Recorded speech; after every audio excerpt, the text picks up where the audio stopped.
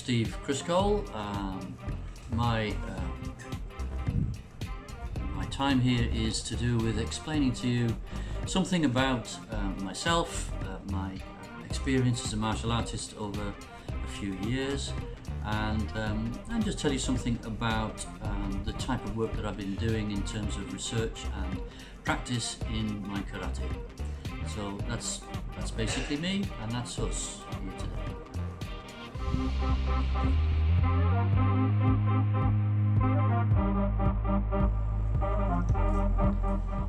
My early experiences started in 1979 with Taekwondo.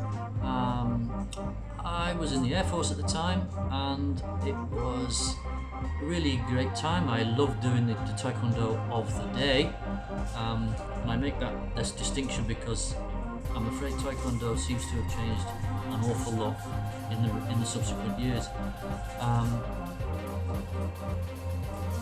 So I started, I was in Weston-super-Mare, which is near Bristol. Again, I think I said 1979. That's pretty much it. So that's where I began. And well, yeah, it's been a journey.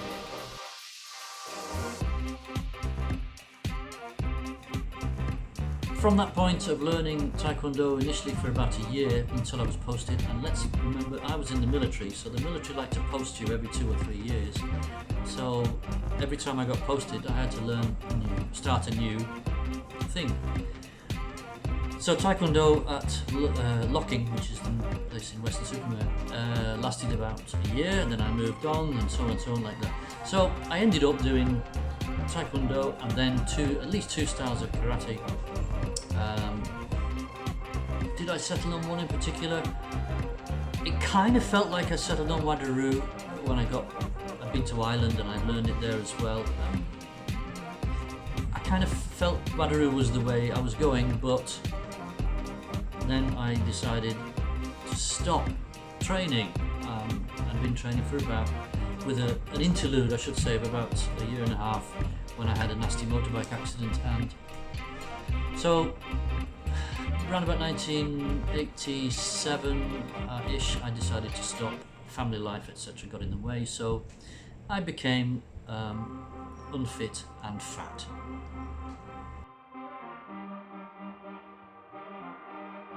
Pretty much answered the question as to why I stopped. Boredom was another factor. I was seriously bored with going to the classes in any of the styles that I'd done and not learning what I went in for in the first place, which was self-defense. Yeah, I kind of believed I was learning self-defense, but after a few years I realized, really? No, I'm not. I was learning how to do stuff to win trophies. There was a little bit of self-defense in there, and it did actually save my life on one occasion, but that's another story. Simply because I knew how to do a rising block. Stop getting my head knocked off by some drunken yobbo. That happened, yeah, but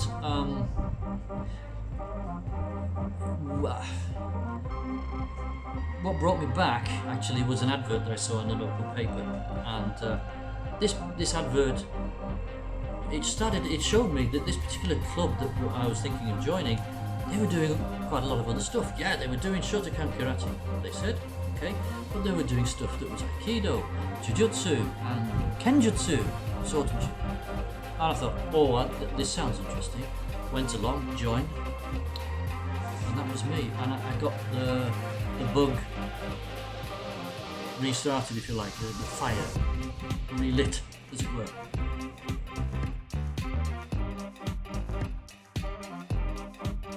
Yeah, something did change. As I said, the fire was lit and the boredom factor did not exist anymore. I was really wanting to learn a lot more. It was a great experience to be able to learn all those things that had been creeping around in the back of my mind while I was training in previous years, but I had no idea how to do those things. After all, in those years, nobody taught me how to do a break fall.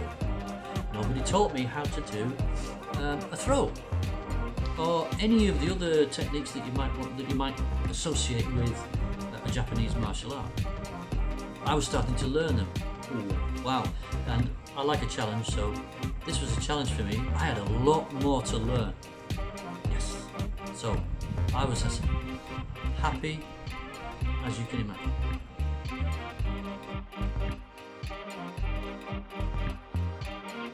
I'm sort of focused now on Shotokan. I'd kind of honed in on Shotokan because I guess I didn't want to do any more of that shifting from one style to another, stick with one. That's what I decided to go with. Is it very different from other styles? Well, they're all different in their own individual ways. I mean, it would take a course to be able to explain the differences between the various styles. Suffice it to say, Shotokan is not that different from its brother, Wadaru, and yet these two styles are significantly different from Goju-ryu, for example. But then these are two entirely different lines of karate training which go back in history and diverge significantly. So yes and no. From the lineage, it's not much different. The difference is Shotokan has been what I would call sanitized over the last 100 years or more. Sanitized insofar as the techniques have been watered down in the kata, certainly, and the focus has been shifted away from the traditional deeply self-defense attitude to a much more oriented towards sport and personal development, I suppose.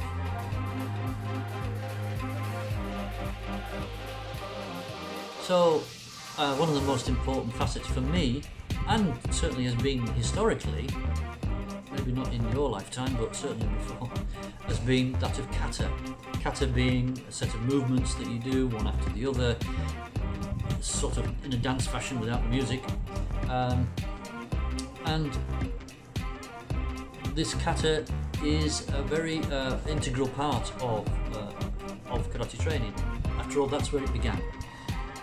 Karate training was always around learning kata first. Learn your kata, then you learn how to use the techniques within the kata.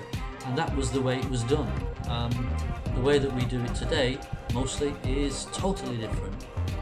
Karate training usually consists of Kion, which is basics, Kumite, which is sparring or free sparring or semi-free sparring if you like, and kata. And you practice those three items, and then you take a grading.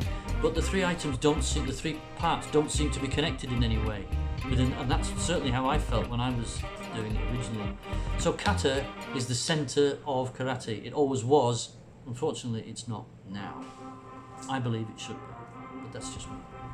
Kata that I'm interested in, there's a bunch of them, mainly the heian kata, that's 5 of them, and then teki 1, 2 and 3, basai dai, and kankudai, or kushanku if you like. Those are the main kata. There are 1 or 2 others that are of interest, but those are the main ones, and I think that those are the ones that contribute mostly to the development of what we call Shotokan today.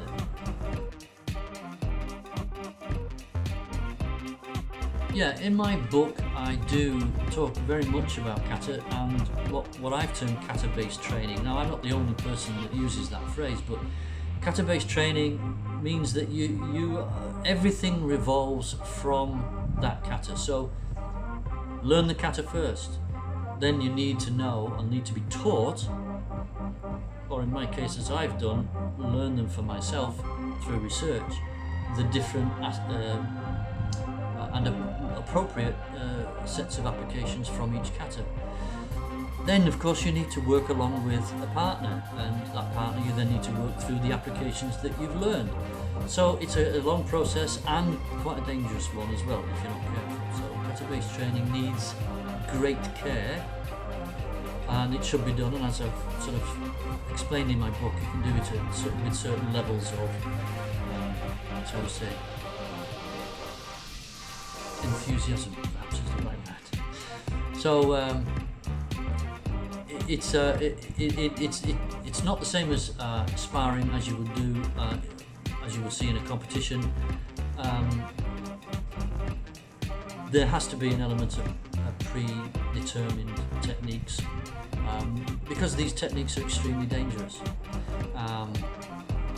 Blocking a punch is one thing, but how do you, if you've got somebody trying to literally rip your elbow into two, make it go the wrong way during a technique, you don't want to do that so that it causes somebody permanent damage, or even any damage for that matter.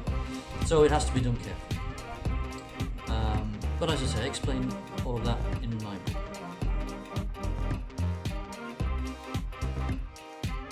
I said earlier on something about kata, what it is, very briefly. Kata-based training. The problem with people's understanding of karate today is that they have been influenced by the idea that karate is supposed to be self-defense, but it's also a sport. And so the problem is, of course, that there is another way of looking at karate, and that is what it was originally intended for. And karate was certainly my lineage of karate, which goes back to the Okinawan castle in the town of Shuri on Okinawa. It goes back to a very strong need for self-defense and defense of others, and that was its function. I'm not going to go into the details of that. You can read that if you read a book by Bruce Clayton called Shotokan's Secret, if you can get a copy. I think it's out of print now, but 2 editions of that, and that explains a whole host of stuff about the origins of what I now call Shuri-te karate, which is coming from the castle of Shuri. Kata is very important because that was the means by which information was passed from person to person at that time. We're going back over 150 years, don't forget. Maybe longer, maybe nearly 200 years when this stuff started. So if you have this, what we term like a computer database almost, a database contains lots of bits of information that you can pull out at any different time. Kata is quite a lot like that. Although it seems to be a fairly seamless selection of movements put together in a dance, so to speak, the movements themselves are in fact a record of certain types of movement that were very important to the people who created it, hence the reason why they created it in the first place. So they passed on to other people. So that's why kata-based training is important, is because it used to be, back in those days, the center, the center of the training. You learn the kata from your sensei. You didn't do kumite training. You didn't. That's free sparring. You didn't do 3-step sparring like you do today. You don't do all this ancillary stuff. You just learned the kata. And when your sensei believed that you had learned it well enough, that's when he started to teach you applications from the kata. And that's when you started working with a partner and you started beating each other to death in the dojo in the nicest possible way. So there's a necessity to, if you want to learn the I'll call it the truth or the origins of karate, it's not about sport, because sport only came into being in karate from after the end of the Second World War, for good reason, which again we haven't got time to talk about. So kata is and was the essence of the training, and it has no bearing whatsoever on learning for competition in any way, shape or form. It is purely about self-defense and the defense of others. Okay. Japanese swordsmanship. That was an offshoot, it was another interest that I had. Little did I realise when I first started it in the year 2000, or I think it was when I began that. And I started to learn a style called Muso Jikiden Eishinryu. It's a fairly popular style of Japanese swordsmanship. It's what people call iaido or iaijutsu. Take your pick. It's about drawing the sword and cutting with the sword, and then putting it away again, obviously. A very highbrow kind of method of learning to use the sword. It was always an elitist back in Middle Ages Japan, an elitist activity. My interest, I liked the sword and I wanted to learn it. Pure and simple. I just enjoyed the culture, the learning about the culture of Middle Ages Japan, that kind of thing. But as I progressed through that, and I ended up getting to 3rd Dan, it's not a dizzy height in the eye, but as I progressed through that, I started to have more of those light bulb moments and started to see how to use the body, your body movements, in relation to various and sundry fighting. If you don't know already, Japanese swordsmanship was practiced by those gentlemen who did it in the old days. They also did it without the sword, and that's what eventually became Aikido. It's the sword and the way the sword is used by the samurai. It actually defined the swordsmanship itself, the way you move. It defined the styles and the method of fighting. And so that method of movement and body movement became very, very important to empty-handed combat as well. And you could use lots of different techniques which came originally from swordsmanship. So I'm now learning swordsmanship, or I was at the time, and I'm thinking a lot of this is feeding back into my karate again, because it's all about body movement and how to. So it all helped in little, often very subliminal ways that I really wasn't. It only dawned on me after a while. So that's my, and I just enjoyed doing it as well, obviously, and I ended up teaching it as well for a while.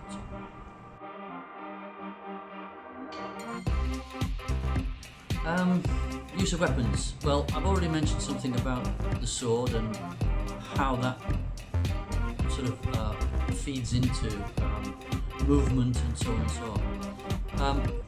Something that is not as well understood today with karate practitioners is the use of weapons, for the simple reason that it's not taught in a karate class, but it used to be, and it used to be a very big part of karate training. And we're going back again over 100 years, but nevertheless, well, less than that actually, because when we came up to the beginning of the Second World War, all karate schools, almost irrespective of the style, used some form of weapon as part of their training. The basic weapons that they would use would be, essentially, it depends whether they were mainland Japan or if they were still training in Okinawa. And the Okinawans have a tendency to use more interesting weapons, shall we say. But the stalwart weapons of use that were the mainstay of karate training were the 6-foot staff, known as the bow staff, Japanese bow, and various different lengths of sticks. Now, the ones that I've gone with, I did learn some stuff about the use of the bow staff. Not easy to carry around. So what I decided to do was go with this one. This is called hanbo. Well, it's fairly obvious. The word han in Japanese means half bow. So basically this is half the length of a bow staff. Different kind of techniques required for this, but typical staff related techniques, of which are necessary to, you need as a practitioner of karate, what I advocate anyway, you need to know how to use certain weapons in order to disarm against certain weapons. Now, I've never learned how to use the saber, the cutlass type, the seaman's sword, or the cavalryman's sword as well. But that doesn't mean to say that, I've learned how to use a sword, so I know something about how to swing a sword, I guess. As a karate practitioner, I also want to know how to deal with somebody with one of those weapons. And the same thing goes with sticks like this, or even the smaller variety, tanbo, small ones. This is, again, it's half the length of that one. So, different weapons are necessary, because a lot of the karate techniques that we are learning, certainly in the latter half of the heian kata, are disarming techniques. You're taking off somebody a sword whether that be a saber or a katana or a big stick or whatever it is. And very useful to know how to use those weapons in the first place. That's how I believe and how I see weapons are relevant to karate practice.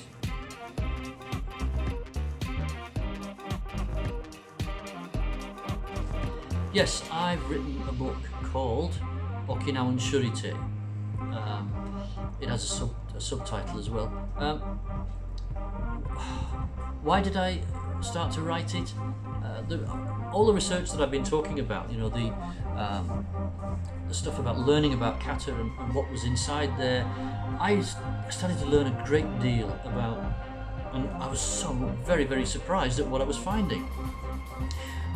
I forgot to mention, I started along this road. I was, if you like, prompted by, first of all, reading a book by a gentleman called Ian Abernathy. Now, Ian has become a worldwide phenomenon now, but at the time he was just getting off the ground, and I went to see Ian. I read his book called Bunkai Jutsu, and I thought, that sounds exactly like what I want, what I'm doing, and I tracked him down. And I found his dojo, and I phoned him up, obviously, and told him who I was. And I said, he said, yeah, come along. So I'm going up to Cockermouth in the Lake District to his club. Great. And he taught me a lot about his interpretation of application. And he was a Wadaru practitioner, not Shotokan. Didn't matter to me. Wonderful. That's what got me started on the research, or was one of the main factors in it. So yeah, I learned a great deal, and I thought, there's not a lot of people doing this. Ian was one of the first men on the block in the UK, certainly. Another one was Vince Morris. It was not a popular thing. People just didn't understand it. We were kind of like, I suppose, pioneers, if you like, of trying to understand kata. So I didn't intend initially to write a book. I just started writing stuff down because I've got a terrible memory.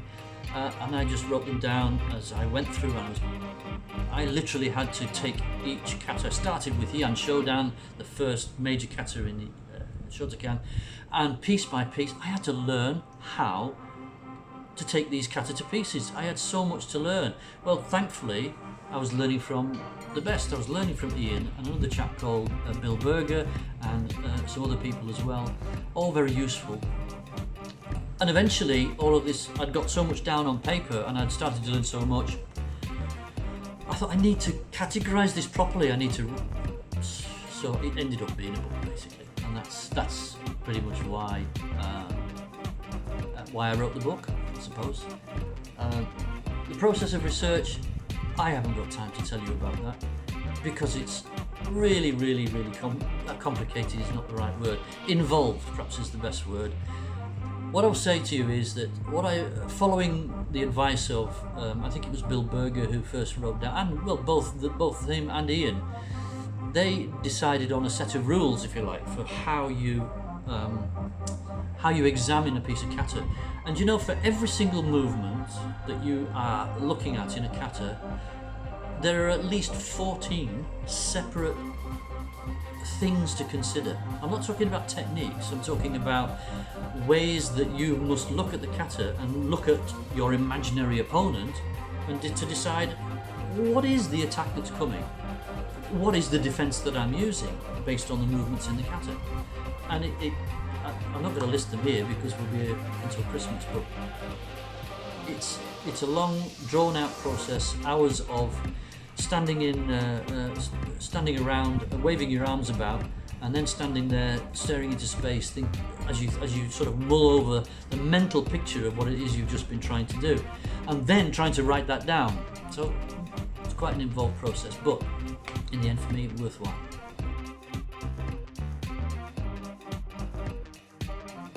Oh, well, I've got a really, really complicated answer for that one, and the answer is yes. That's pretty much it. Yes, I made a ton of new discoveries for myself. I'm not suggesting that this is earth-shattering news to other people. It might be, I don't know. But for me, it was earth-shattering. So the answer is yes. And again, if you want to look at what it is I discovered, it's in my book, basically. Sorry. That's the best I can do with that one, I'm afraid.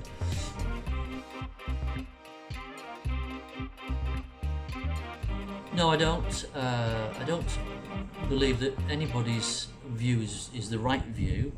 I'm certainly not advocating that my view is the right view. What I am advocating is that I've spent a great deal of time looking at these things, looking at things from the point of view, taking into consideration as many aspects as I could, as if I was researching archaeology. That's the way I like to look at it. And as an archaeologist, if you were digging in the ground, for example, you would be looking at all the features and details of the culture that you're dealing with, the timeline, the people themselves, how they behaved, as well as the things that they did in their normal daily lives. So you're looking at a whole lot of cultural issues. Now in Okinawa, a lot of that detail has been missing thanks to wars, Second World War in particular, where basically Okinawa got flattened. Lots of the masters from from Okinawa at the time died as a result of the Second World War. So very few were left to tell the tale afterwards, and even one or two of those that did survive weren't very happy to pass the information on. So getting the information out of that is not so easy. But it's a case of I've used this information to make, if you like, what I can only say as being the best fit that I can think of based on the information that I have been able to get. So any research project, if you ask any scientist, how do you go about your research, they will say, well, there are a number of facets to that, but one of the important facets is that very rarely does a researcher just start out with no information except the data he's trying to collect. He will usually always be building on the work of somebody who's done some research before him. And that's exactly what I did. So the research of people, as I've mentioned, like Ian and Bill and others, Vince and a few others, Rick Clark, for example, they've given me a certain amount of information, and I have continued working on that information and building. That's been my ethos, if you like, of working. I'm not saying I'm not inventing something brand new. I just hope that I've been able to uncover something that is a continuation of their work.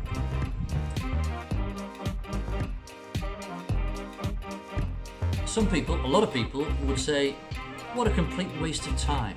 You could be doing some Russian self-defense techniques, and why bother with all of this? Why bother? Because I guess you could call me a traditionalist. I like history, and despite the problems that the Japanese nation has had during the 20th century and before, it's a culture that produced some remarkable fighting techniques, and their culture is not. It's very different from the rest of the world, pretty much. It shouldn't be lost, in my view. But more than that, and I'm not trying to sort of bolster the Japanese medieval culture. What I'm trying to say is that karate itself is, as I have discovered, and I'm sure others already know, is a devastating fighting art. It's second to none in its speed, accuracy and power, and delivering a response to an attack. Remember, it's self-defense. This response that is absolutely devastating, so that you can deal with one subject and then go on to the next attacker, and so on and so on, as needed. So why is it worthwhile? Well, if you're what tends to happen now, for example, I mentioned a gentleman called Vince Morris earlier. Vince has spent the last 30, maybe longer years teaching special forces and police forces in America and around the world techniques that he has learned from kata, karate kata, Shotokan. Yeah. So there's the benefit. Is it of any benefit for local school kids to learn? Absolutely not. Absolutely not, because it's deadly. It's as simple as that. So I don't teach children this stuff, and I hope to goodness nobody else does.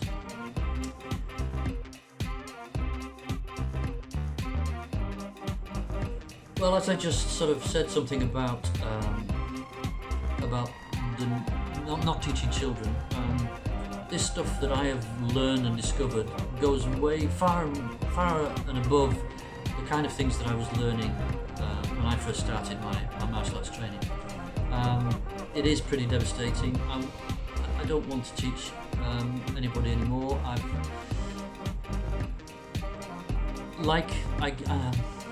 I'm kind of like realizing why at the turn of the 20th century, right at the beginning, the masters of the day, that's Itosu sensei, he and others decided, and Funakoshi as well, they discarded many of the techniques and simplified their teaching for when they were teaching children, certainly in Okinawa. And then Funakoshi came over with it to the mainland Japan. It was simplified. A lot of the throws, all of the joint locking, breaking, etc. techniques, they were taken out. They weren't needed anymore. So they weren't needed because it was meant to be a system for bodyguards. They were bodyguards to the king of Okinawa. The king was deposed, and the samurai and the Japanese basically got rid of him. And so there was no need for people to be learning this kind of self-defense anymore. But the benefits of teaching karate, of learning karate, were longevity. You know, it was shown that the people's lives were vastly extended when they practiced this art. I don't want to do the teaching of children. I'm certainly not going to be teaching children how to do things, or young people even. Even your average person in the street, it's a long process to get to know someone. As a teacher, I have a responsibility to my students, and to the law also. I don't want to be responsible for some big guy who comes along and I start teaching him all this stuff and he goes out and kills someone. No. So basically, I've decided not to do that. But the information that I have is useful, I think, and should be passed on for anyone that's interested.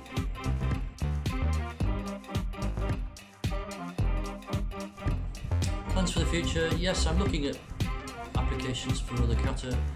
Whether or not I'm going to write anything more, I'm not sure. I've got something written down for the three teki, which I feel is an important step that needs to be written down. After that, I'm not sure.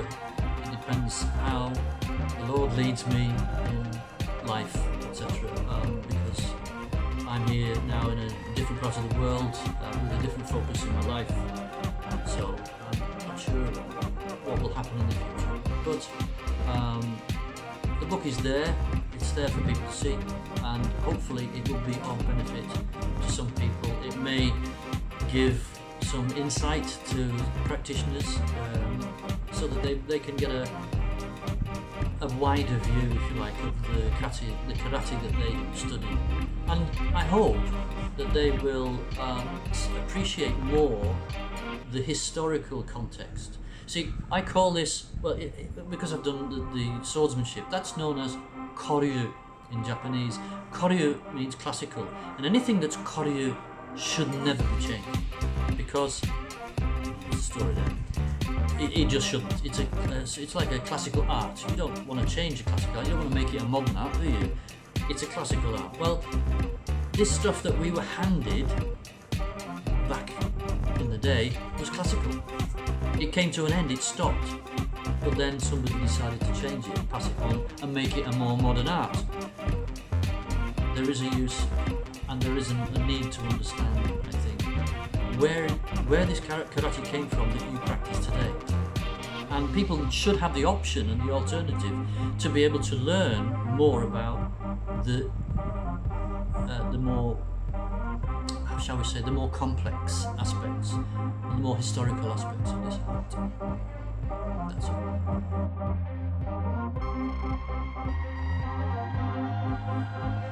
Yeah, there is something I'd like to say, and that is it kind of comes from what I was saying earlier. If you're going to do a martial art, and let's not forget, a martial art is a martial. It sounds like I'm talking to a child here, but martial means military art. Art being a method used by the military. It should be, at its true nature, karate is a combat art, and it has to be. We should remember that it is a combat art. And so, I guess that's been my focus right from the very beginning, and that is that this needs this art that has become today a sport and is discarding kata to a large degree and doesn't use all of that. Really, we need to. What I want to do is to show people that look, this is a truly involved. It's got far more to it than how much effort you put into using your hips into a punch. It's important, but that's not the be all and end all. There's such an awful lot more that you can learn about self-defense, and more than you possibly ever get from watching a YouTube video like this or anything else. I just want people to recognise the historic nature of this art, which is I'm going to say completely, but mostly ignored and mostly not known about. You have to do an awful lot of reading, and I've done a lot of reading of many different books to listen to the stories of old masters and the things that have happened over the last few centuries to get an understanding. And I just want to take this time, if he sees this, I hope he does, but Bruce Clayton, who wrote Shotokan Secrets, I want to thank that man. I'd love to thank him personally, but I can't get to the States, unfortunately. I'd love to thank him and shake his hand and thank him for a tremendous job of research that he has done that helped me to see just what this is all about. And I hope you can find his book. If you can't, read mine. I'm sure the link will be here to the book. Please have a look and learn something about the art, and don't take it for granted. Do not take it for granted. It's not just about winning trophies. Yeah? Self-defense. This isn't even self-defense. It's a combat art meant for people in a life or death struggle. That's what I've called Shuri-te is all about.